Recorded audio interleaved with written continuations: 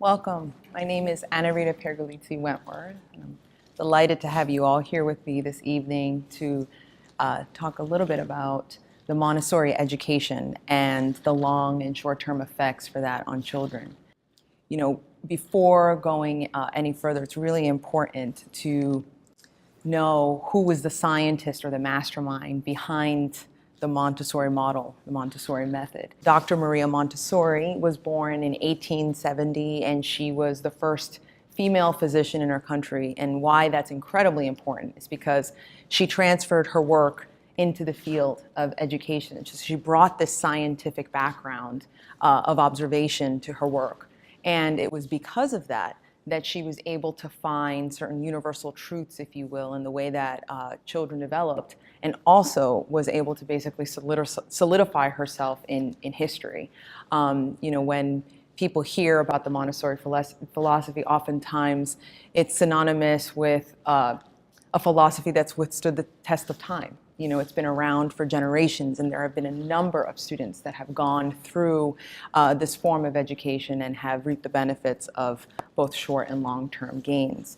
I'm going to actually share some of the essential components of what the model is about, and in doing so, it'll help you later on in understanding how those short and long-term effects take place, so to speak, for the child. So we're going to start off with childhood development and what it is that she actually observed in children. Maria Montessori found that children developed through 4 planes of development, or stages, if you will. And the first plane took place from 0 to 6 years old. The second was from 6 to 12. The third was 12 to 18. And then there was 18 to 24. So sorry, folks, we don't grow after, no, I'm joking. We don't. But we're going to focus in today on the 0 to 6 plane. In that, she found that there were also sensitive periods or natural inclinations to want to absorb certain types of information. So for example, she found that from 0 to 3, children wanted to make sense of the world around them through their physicality. You know, they wanted to crawl, they wanted to walk, they wanted to move their bodies. Okay.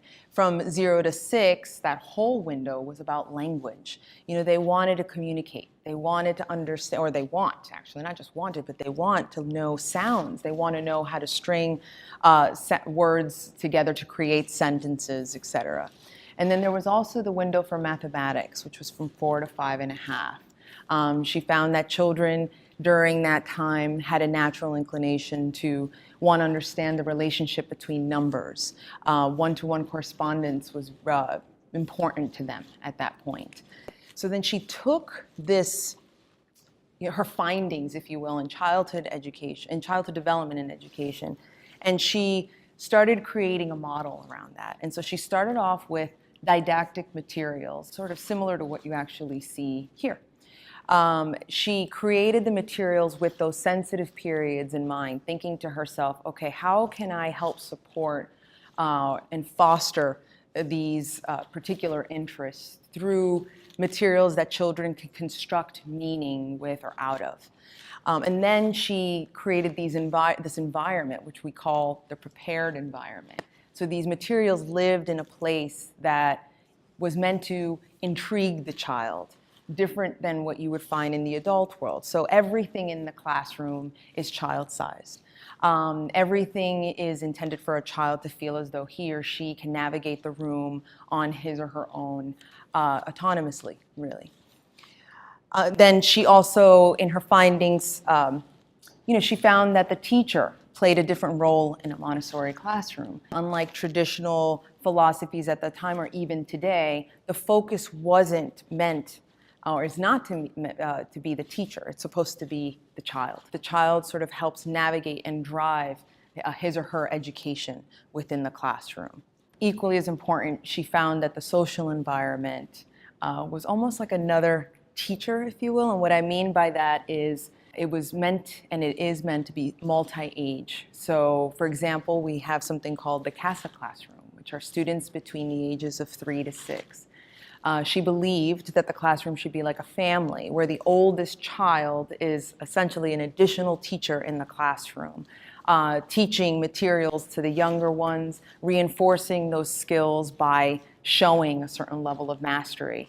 And then you have your youngest child in the family, if you will, who is looking up to the older peers in the classroom, wanting to learn more and emulate what the older children are doing. And then you have those children in between, the middle children that are sort of still, navigating their place, if you will. I'm a middle child, so I could say that. Navigating their place within the family, looking forward, to what it is that he or she will be working on, but also still having that time to solidify those skills that were just recently taught. And so what's important about this multi-age setup is that there's really no ceiling to what children can learn, but there's also no stigma either if they need a little bit more time to develop in certain areas. So why this model is so important is because the model itself, the way in which she just designed the classroom,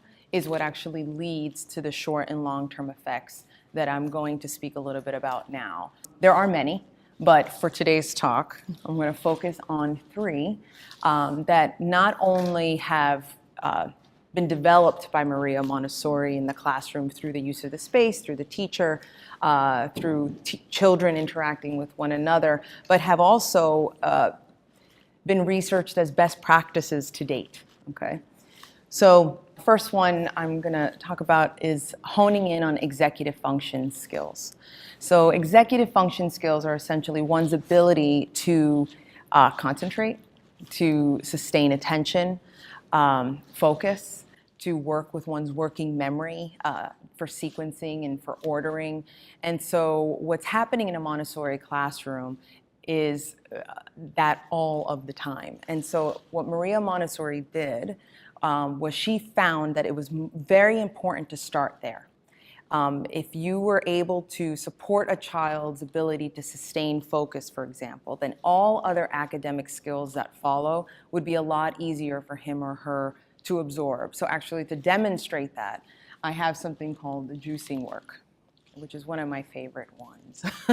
So what happens here, I'm actually going to ask for a volunteer, thank you, to count aloud the steps. So just to show and paint a picture for all of you what a 3-year-old, okay, is capable of doing. Okay, and while I'm doing that, just think to yourself, like, wow, how much focus this requires of a 3-year-old to do. So we have this juicer. A child, are you ready? A child goes over to the shelf, picks this work, okay, takes the shelf over to either a table or a mat, deciding to himself, is this a table or a mat work? 2. From there, places it on a table, because this is actually a table work, places this on the table, gets the oranges and starts to squeeze them 4. or juice them, takes this receptacle, pours it into the various cups, 5. takes the cups, shares it with various friends, 6.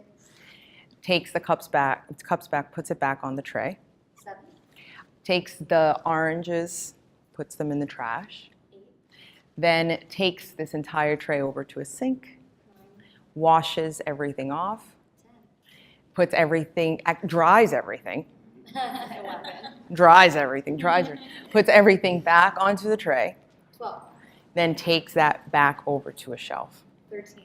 So it's ready for his or her friends. That's 13 steps that a 3-year-old is going to do. If a 3-year-old can do something like this and sustain his or her focus for that long, that foundation for all other learning is there. It basically transfers to other multi-step works in the classroom, not just in the classroom, but in anything in life, really. And so, for example, this is a multi-step work. It's called the bank game. And this is teaching the relationship between numbers and place value. Before a teacher will take a child to this place, for us, it's really important to know that they'll actually want to sit through it to begin with, that they're going to have that focus to start a work and then finish it, because then the child is going to actually feel much more successful in completing that process for him or herself. Okay. So in the short term, what's happening in these practical life areas is that they're learning real life applications like juicing, like tonging, like tying their shoes, like origami, whatever it may be. But in the long term, it's providing them with that focus, those foundational skills to learn anything else beyond our walls. So the other area in which Maria Montessori certainly hit her mark was in multiple intelligences, now, or recognizing multiple intelligences in the didactic materials and in the way that teachers plan for the children. So, nowadays there's research specifically from a researcher named Howard Gardner on the importance of taking into account that one size does not fit all. That there are children that are kinesthetic learners or auditory learners or visual learners, whatever the case may be, and that we as educators need to be mindful of that. And Maria Montessori, hundreds of years ago, knew that. And so, she, for example, with this work, the bank game, which I alluded to before, this is an example of something that's visual, that's something that requires kinesthetic learning as well. So what I mean by that is a teacher would be sitting down with a child on the floor, this is a mat work, would be sitting down with a child and would say to a child, would put out these wooden tabs, if you will, and would state, please go and get me 2,000 from the bank. And the child has to get up, walk over to another shelf, and bring over 2 of these, let's just say. Now just picture that again as a child, okay? Not only are you seeing it, the representation of 2,000, but you're actually feeling it, okay? The long-term gains of something like that, that concrete introduction to things in life and using one's senses, and many of them, a lot of senses are being tapped into here. The long-term effects of understanding that content or that skill is really profound. It's not just them walking away with some abstract understanding of 2,000. Like they actually are feeling it and weighing it with their hands. Another area in which Maria Montessori's classrooms thrive and where you'll see in mission statements in Montessori schools probably all around the world is in fostering independence. I guarantee if you did any search of Montessori schools, that word will come up. And the reasoning behind it is that she believed that with that environment that I had spoken about, that prepared environment, with the prepared teacher, that we were helping children with these skills that they can manipulate on their own that would then internalize their sense of inner control. So the idea here is that if they can control their outer environment, for example, placing their belongings away or taking care of themselves when they go to the mirror or learning how to even, a toilet on their own. If they're able to see this cause and effect over and over and over again, that they have this power over what it is that they're manipulating and doing, that'll eventually transfer into inner self-regulation. And so, the power of that, and what I often, speak to parents about when their children have left Montessori schools, is that they leave with a very strong sense of self, a strong sense of self-regulation and self-advocacy. And it's simply because they've internalized what it was that they were doing with their outside world. Now, I've spoken a bit about these, again, I've only highlighted 3 areas in which she was very ahead of her time, and which have withstood the test of time. And what's equally important is that with fostering independence, with those honing in of executive function skills, and with multiple intelligences, this is the way of the future. This is the now. She created this model over 100 years ago, but it's by far one of the most current things out there. It is, with all the research that exists, it's certainly what's preparing our children to be well poised to be those, self-driven entrepreneurs that start projects and complete them. That gift that Montessori education gives children is really something that I don't even think she knew would last for this long. Okay. So I'm going to open the floor for any questions that you might have. I know I've just given you lots of information. Does anybody? So what is it that teachers are observing? In Montessori, observation is by our way of assessing children. And what I mean by that is when Dr. Maria Montessori herself started her practice, she observed children devoid of judgment, almost like a doctor does when a doctor meets you. You know, they're not thinking to themselves, I like this person or I don't like this person. They're asking you for what you're feeling. And in the classroom, what teachers are doing is they're looking at a child's behavior. What are they saying and what are they doing? And then from those observations, a teacher decides his or her next steps for the next day, or even in that moment in time. It's like, okay, I've recognized that the child, because of these behaviors, has a certain need. And so now what materials can I plug in to help that child move from here to the next area in the scope and sequence, or just social, in terms of social emotional learning, whatever the case may be. So that's what a teacher is constantly thinking about. How does this differ from other philosophies, like the Reggio approach? So the Montessori approach is constructivist, meaning that you're constructing meaning through basically being, through living, through manipulating. And so there are other philosophies similar to that. Reggio is one of them, as you had mentioned. But the difference is that Maria Montessori not only created the theory, but she also created the practical steps that a teacher would need. So I often say to people, she didn't just talk the talk, she walked the walk. Like, she took it all the way. And it's the only philosophy that really does that in the constructivist world, so to speak.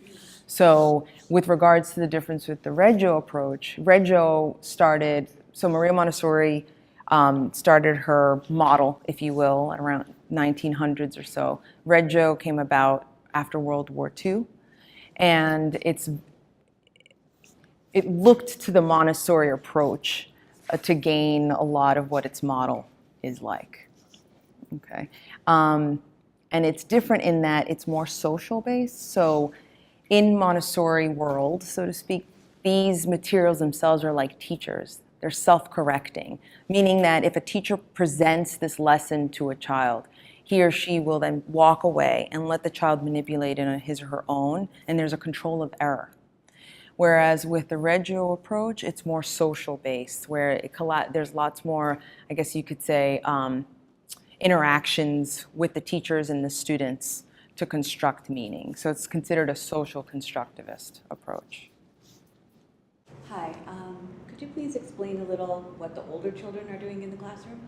So as I mentioned before, the older children, you know, they're the teachers also in the classroom.